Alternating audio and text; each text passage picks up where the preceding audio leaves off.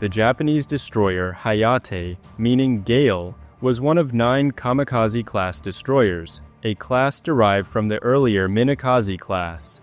Built for the Imperial Japanese Navy in the 1920s, these ships were designed as agile, fast, and heavily armed escorts for Japan's burgeoning fleet. Measuring 102.5 meters or 336 feet 3 inches in overall length, Hayate had a displacement of 1,422 metric tons at standard load and 1,747 metric tons at deep load. Her propulsion system comprised 2 Parsons-geared steam turbines, each linked to a propeller shaft powered by 4 Kampon water tube boilers. This configuration delivered an impressive 38,500 shaft horsepower, propelling the ship to speeds of 37.3 knots in service and exceeding 39 knots during trials. With a fuel capacity of 420 metric tons of oil, she had a range of 3,600 nautical miles at 14 knots. Hayate's complement included 148 officers and sailors.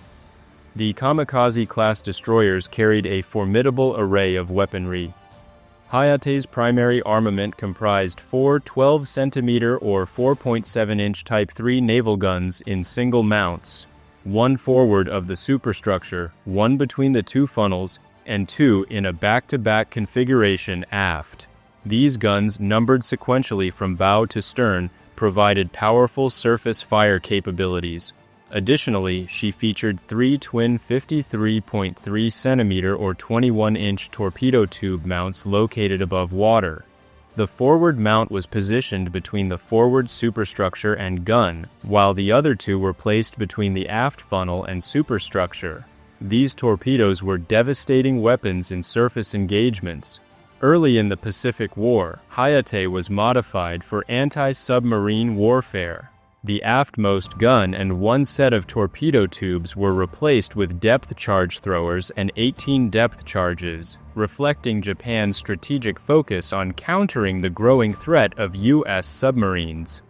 Hayate was built at the Ishikawajima shipyards in Tokyo, her keel laid on November 11, 1922.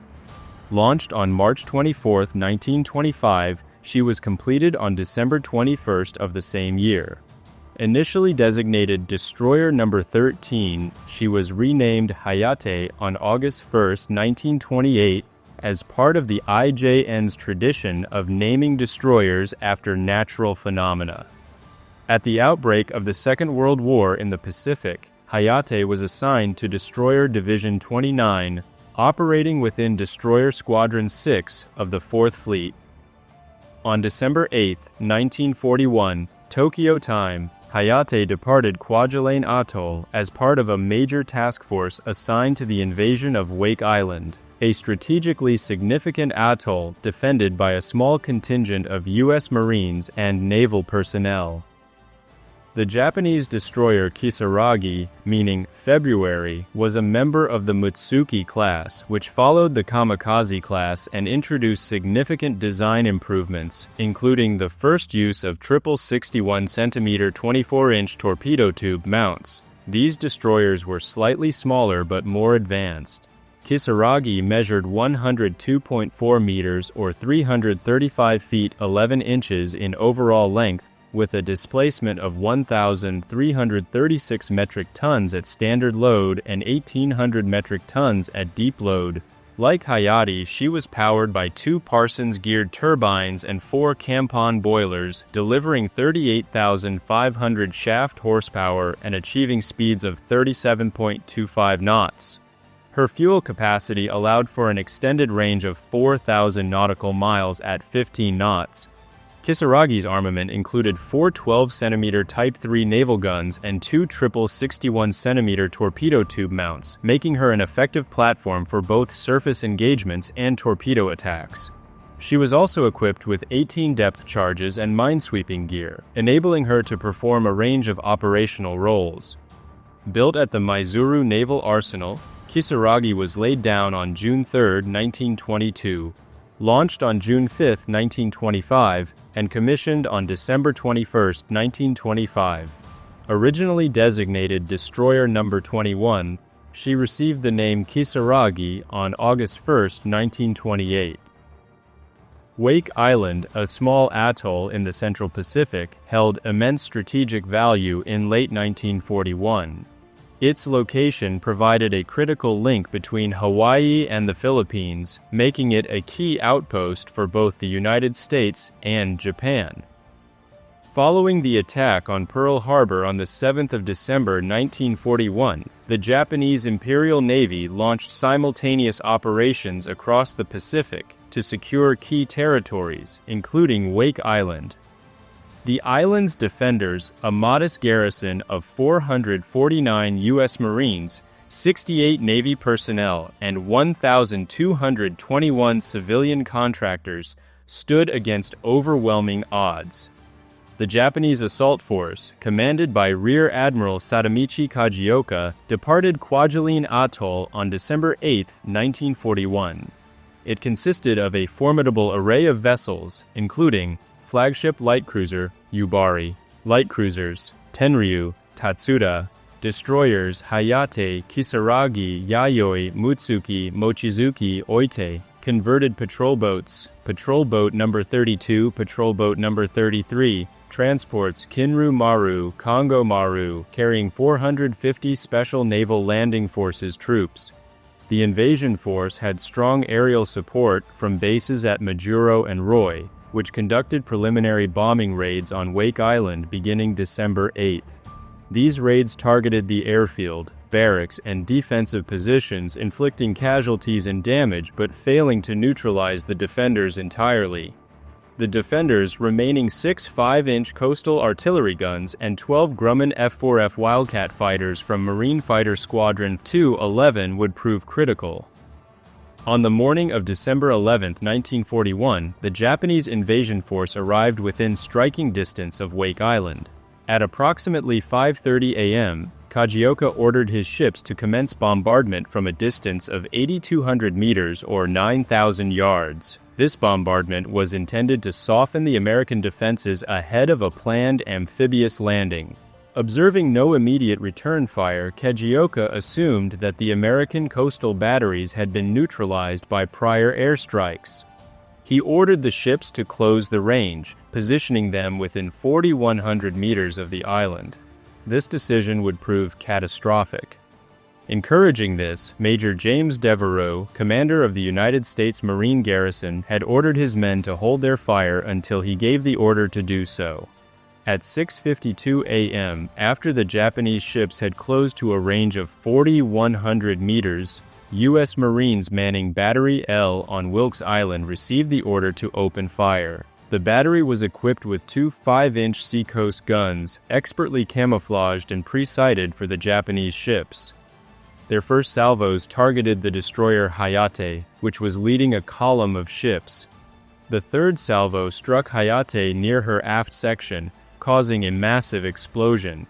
Eyewitnesses described the ship breaking in two and sinking rapidly within 2 minutes. The explosion was likely caused by the detonation of her torpedo tubes or depth charges, though some accounts suggest it may have been a direct hit to her magazine. Of Hayate's 169 crew members, only one survived, clinging to wreckage until rescued later. The sinking of Hayate was a stunning blow to the Japanese, marking the first warship lost to American fire during World War II. The sudden destruction sent shockwaves through the Japanese task force. Rear Admiral Kajioka, aboard the cruiser Yubari, ordered his flagship to zigzag and withdraw while continuing to return fire. The destruction of Hayate forced Kajioka to reconsider his approach. As the remaining Japanese vessels withdrew to regroup, they came under renewed attack from Wake Island's defenders. The U.S. Marines redirected artillery fire toward the destroyer Oite, scoring a direct hit that caused casualties and damaged her rear turret. Other salvos targeted the transports Kongo Maru and Kinryu Maru, forcing them to retreat without landing their troops. As the Japanese began their retreat, Wake Island's defenders prepared for a second strike. At 7:31 a.m., Marine fighter pilots from VM F211, led by Captain Henry Elrod, launched an aerial counterattack. Armed with 100-pound bombs, they pursued the retreating ships. The destroyer Kisaragi became the next casualty of the battle. During the air attack, Captain Elrod dropped a bomb that struck the stern of Kisaragi, detonating her depth charges or igniting a fire that spread to the ship's magazine. A massive explosion followed, obliterating the ship. Japanese records report that black smoke engulfed Kisaragi before she broke apart and sank bow first. All 157 crew members perished in the disaster, which occurred approximately 30 miles southwest of Wake Island. The sinking of Hayate and Kisaragi demoralized the Japanese task force. Rear Admiral Kajioka, realizing the strength of Wake Island's defenses, ordered a full retreat, signaling all landing operations to cease. The landing troops were instructed to remain aboard their transports, while smaller landing craft were hoisted back onto the ships. The defenders of Wake Island had successfully repelled the first Japanese assault. Over the course of the engagement, the Marines and Navy gunners sank 2 destroyers and damaged several other vessels, including the cruiser Yubari. Battery L alone had fired 120 rounds, achieving exceptional accuracy and inflicting heavy losses on the attackers. The first battle for Wake Island marked a significant moment in the early days of the Pacific War. The destruction of Hayate and Kisaragi was a profound humiliation for the Imperial Japanese Navy, which had expected a swift victory.